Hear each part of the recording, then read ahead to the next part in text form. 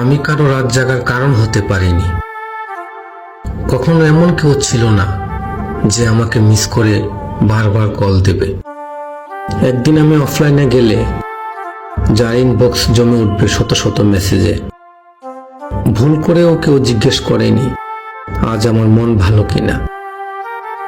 হয়তো আমি কারো জীবনের সেই গুরুত্বপূর্ণ মানুষটি হয়ে উঠতে পারিনি, যার জন্য একটু চিন্তা জন্মায়, যার জন্য অপেক্ষা করা যায়।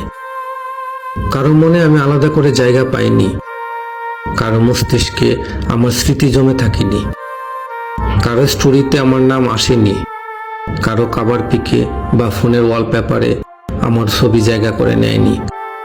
কেউ গল্প করতে গিয়ে আমার কথা বলেনি, কেউ প্রশংসা করতে গিয়ে আমার নাম লেখেনি, কারো কলমের আঁচড়ে আমার অস্তিত্ব ধরা পড়েনি। হয়তো এটাই আমার জীবনের নিঃশব্দ বাস্তবতা। মানুষের ভিড়ের মাঝেও আমি যেন অদৃশ্য এক মানুষ। সবাই আসে যায়, কিন্তু কেউ থেকে যায় না। তাই দিন শেষে যখন সবকিছু থেমে যায়, তখন বুঝতে পারি আমার পাশে আসলে কেউ নেই।